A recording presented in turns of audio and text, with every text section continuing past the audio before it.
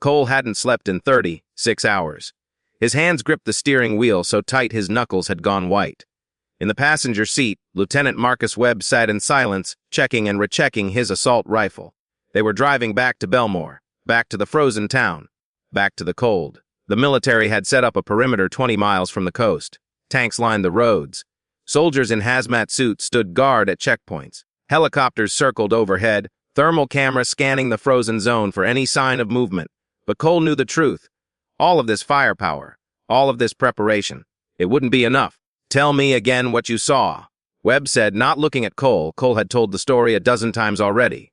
To the Coast Guard, to the police, to the military commanders who arrived within hours of the outbreak. Each time, he saw the same expression: disbelief, fear, and then, finally, acceptance. The ships came into the harbor around 4 in the morning. Cole said, his voice hoarse from repeating the same words. 20 of them, maybe more. No engines running, no crew visible. They just drifted in and docked themselves perfectly, like they'd been guided by computer.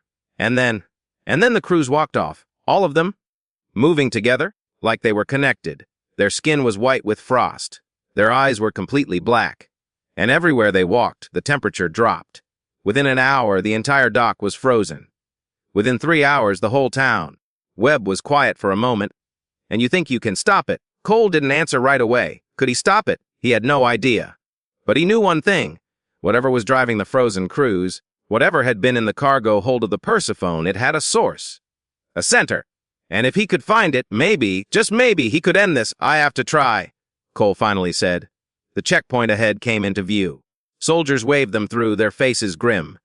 Beyond the checkpoint, the world changed. The trees were covered in ice. The road was slick with frost. The temperature outside had dropped to 15 degrees, even though it was June, and ahead through the fog, Cole could see Bellmore. The town was completely frozen. Buildings encased in ice like they'd been preserved in glass. Cars frozen mid-drive, their occupants still visible inside, trapped in positions of panic. Street lights coated in frost, their bulbs shattered from the rapid temperature change. And everywhere, absolutely everywhere, were the frozen people. They stood on corners, in doorways. In the middle of the street, hundreds of them, maybe thousands, all perfectly still, all with their eyes open, all watching. "Jesus Christ," Webb breathed. "Are they alive?" Cole nodded slowly. "They're not dead?" "Not really. The cold has them. It's keeping them alive, but frozen, trapped." Webb raised his rifle, scanning the frozen figures through his scope. "Then we can save them. We get them out, warm them up." "No," Cole interrupted. "You can't save them. Not anymore, they're part of it now. Part of the cold." As if to prove his point, one of the frozen figures moved. Just slightly. Its head turned, tracking the military vehicle as it passed. Its black eyes followed them with unnatural focus. Webb swore under his breath and tightened his grip on his weapon. They drove deeper into Bellmore, following the route Cole remembered. The harbor was at the center of town. That's where the ships had docked. That's where the frozen crews had first walked ashore. And that's where Cole believed he'd find what he was looking for. The vehicle stopped 2 blocks from the harbor. The road ahead was completely impassable, blocked by a wall of ice that had formed across the street, sealing off the center of town like a fortress. "We go on foot from here," Webb said, opening his door. The cold hit them immediately. Even with their thermal gear, even with the portable heaters they carried, the temperature was brutal, 20 below zero, maybe colder. They moved carefully through the frozen streets, their breath coming out in thick clouds. Around them, the frozen people stood in silence, not moving, not attacking, just watching. Cole led the way, following the route he'd driven 100 times before when this was still a functioning town. The hardware store on the corner. The coffee shop where he'd gotten breakfast every morning. The park where kids used to play. All of it frozen now, all of it silent. And then they reached the harbor. The ships were still there. 23 of them now, Cole counted. More had arrived since he'd escaped. They sat in the water like monuments, completely encased in ice. The Persephone was at the center, larger than the others, its black hull visible through the crystalline coating. But it was what stood on the dock that made Cole's heart stop, a figure. Taller than any human should be. Made entirely of ice, but with a shape that was almost human.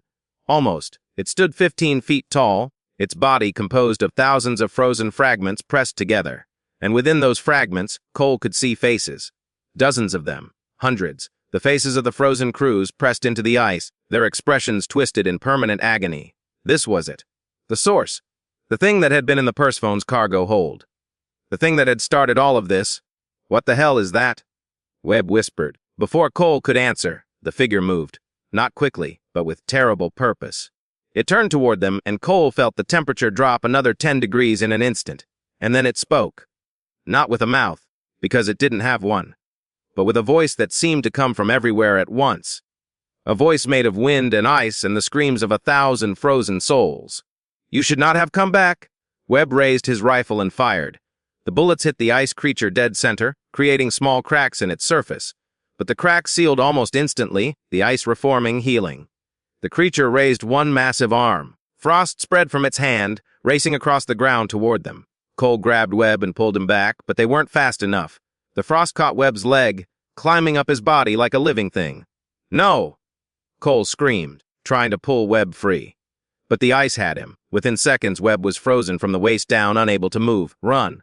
Webb gasped, his rifle falling from his numb fingers. Cole, run! Cole looked at the ice creature. At Webb. At the frozen town around them. And he made a decision. He wasn't running. Not anymore. He pulled something from his pack. A flare, military grade. The kind used for emergency signals. The kind that burned at over 2,000 degrees. You want cold, Cole said to the creature. Let's see how you handle heat. He lit the flare and threw it directly at the ice creature's center. The flare struck true, embedding itself in the creature's chest. For a moment, nothing happened, and then the ice began to melt. The creature screamed. Not with a voice, but with a sound that was pure agony. Steam rose from its body as the intense heat fought against the supernatural cold. The faces trapped in the ice began to move, to scream, to struggle. The creature stumbled backward, clawing at the flare. But it was too late. The heat was spreading, creating fractures throughout its body. Large chunks of ice began to fall away, shattering on the ground. Cole pulled out more flares. 3 more. He lit them all and threw them at the creature, at the ships, at the frozen dock around them. Fire spread across the harbor, melting ice, creating clouds of steam that rose into the air like ghosts. The frozen people throughout the town began to move. Not toward Cole, but away. Retreating. As if the destruction of the ice creature had broken whatever connection held them. Webb gasped as the ice around his legs began to melt. Cole grabbed him, pulling him away from the harbor, away from the fire and steam and melting horror. Behind them, the ice creature collapsed. Its body shattered into 1,000 pieces, each fragment melting in the heat. The faces trapped inside were finally released, their screams fading into silence. But Cole knew this wasn't over, because even as the creature fell, he could see movement in the frozen ships. In the Persephone's cargo hold. Something was still down there. Something bigger. Something that had created the ice creature as its servant. The real source was still waiting, and it was waking up. Cole and Webb made it back to the vehicle.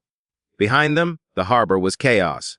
Fire and ice fought for control, creating a battleground of steam and smoke. The frozen people were collapsing, their bodies melting, releasing them from the cold's grip. Some of them would survive. Some wouldn't. But at least they had a chance now. Webb clutched his radio with trembling hands. Command, this is Webb. Fireworks. Repeat, fireworks. Send everything we've got.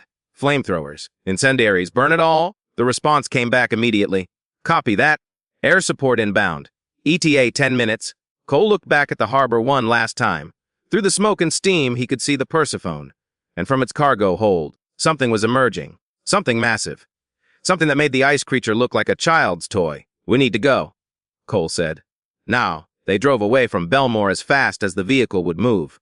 Behind them, they could hear it.